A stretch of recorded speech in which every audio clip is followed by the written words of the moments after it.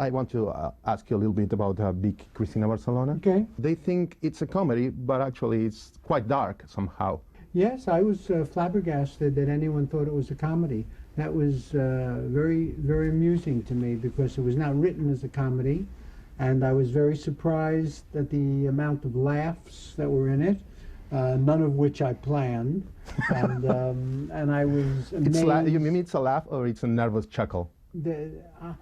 I don't know why they laugh. I mean, it was a serious piece, and I thought it was very ironic that at the Golden Globes the other night, it won an award for the best comic film, yeah. And I didn't want to explain to them that it's not really a comic film, but so I just keep quiet and stay in the background and showing it, enjoy and let people laugh. You know, but the thing about this is, even when you are doing a straight comedy, it's always you're always dealing with dark material.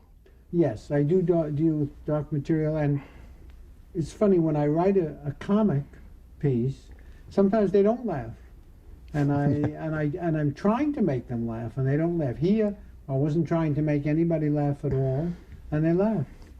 You see, for me, the movie works very much like Manhattan, in the sense that you are idealizing a city. Mm-hmm. And actually, the movie, it's not about the city, it's about relationships, very much like Manhattan.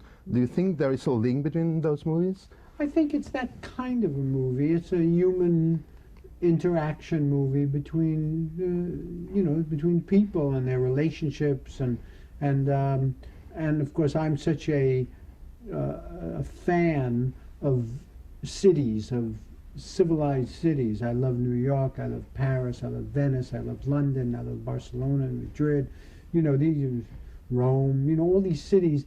So when I get a chance to work in a city, a metropolitan area, yeah, which is most of the time, I love to make the city part of the story because I love the city so much. I feel that cities are the highest form of civilized expression, and absolutely, I don't think you get any better. Let's say a city like Paris is the highest form of human culture over the centuries. And also, it's kind of a beauty by accident somehow, because in a city, a lot of stuff it's not planned at all.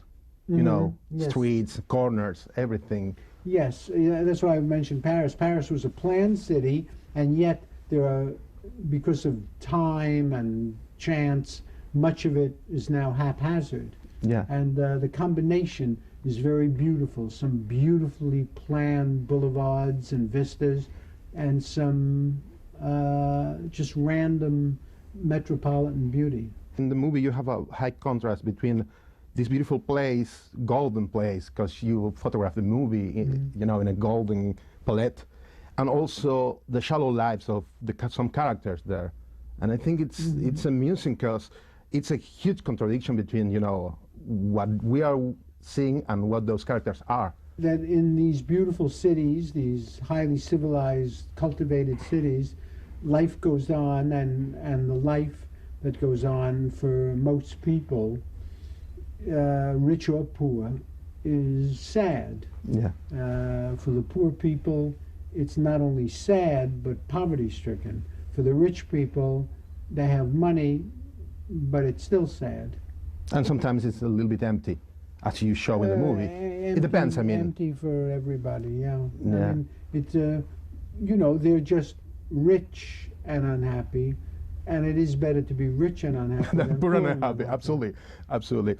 When I was watching the movie, I was flabbergasted by the view of Penelope Cruz there.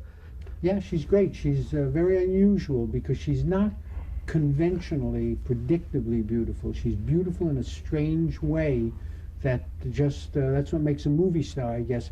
You sit in the room with her and she's very beautiful in the room, but then when you photograph her, it's like an atomic bomb goes off, something else happens. And this is true with Scarlett Johansson too. Yeah, absolutely. When you sit in a room with Scarlett, it's like you're talking to just a girl that you meet in New York at a restaurant or something, and then you photograph her, and something happens that... Absolutely. I think it's kind of a chemical thing, Yeah, charismatic movie star quality. Absolutely. Well, the same goes with Diane Keaton. She's very much Yeah, like... Keaton always had, because Keaton was not conventionally pretty at all. Keaton always looked to me like Huckleberry Finn.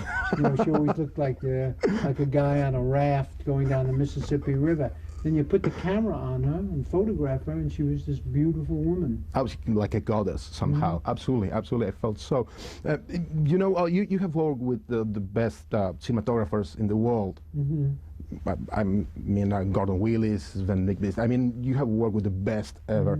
And one thing it's in your movies, besides, I mean, it doesn't matter if you're working with Gordon or Sven or other DPs, women always look gorgeous. The women look gorgeous because it's important to me, and I take a lot of time with that. No matter who the woman is, I take a lot of time at the wardrobe tests, selecting the wardrobe, the makeup, the hair. If it's not right, I make them go back and do it again and again and again. And finally, when we get it, we get it. When I shot Scarlett Johansson in Match Point, the first scene where we introduce her and she's playing ping pong with Jonathan Rhys-Meyers, I shot that scene 5 times, came back and back and back. Yeah. And they always acted it beautifully, but it was to get Scarlett's look. And I devote a lot of attention to that because it's important for me for the story that the audience experiences the woman the way I experience her. So I find Scarlett very beautiful. I want to share her with the audience. I find Penelope very beautiful, Diane Keaton, and I want them to experience it the same way. Well, you know, it's easy for us, you know, to connect with a movie when we are looking at part of the audience for the eyes of the other. I think the eyes are the most important feature in every actor or actress. You know, you express everything through eyes. Yes, it's hard to break it down that specifically, but you certainly do get the intelligence through the eyes. Absolutely. You don't get that vacant look where a woman's face is beautiful, but there's this kind of empty thing, you mean? There, yeah. And it's uninteresting. And then you get a woman who is not so beautiful, but something works there, and it's amazing. The centerpiece of your movies, actually, it's this kind of fight between fantasy and reality. That has been a big theme of mine because in actual life, you know, I hate reality so much. Me too. And I find it so ugly and so brutal and so terrible.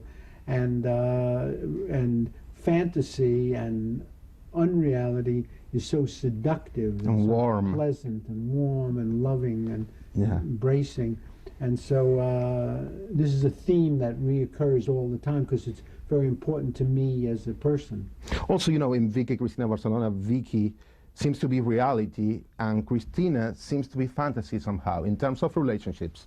Yes, Cristina will never be happy. Cristina is looking for something that doesn't exist, and she will always search, and this will dissatisfy her and that will dissatisfy her, and the next thing she'll always find a reason to move on. And it's sad. Nobody in the picture winds up happy. Yeah, that's the thing what I was really surprised when everybody said, you know, it's a comedy. It's not a comedy. That's right. You know, Patricia Clarkson stays on with her husband. And she's being manipulative too. She's not very happy.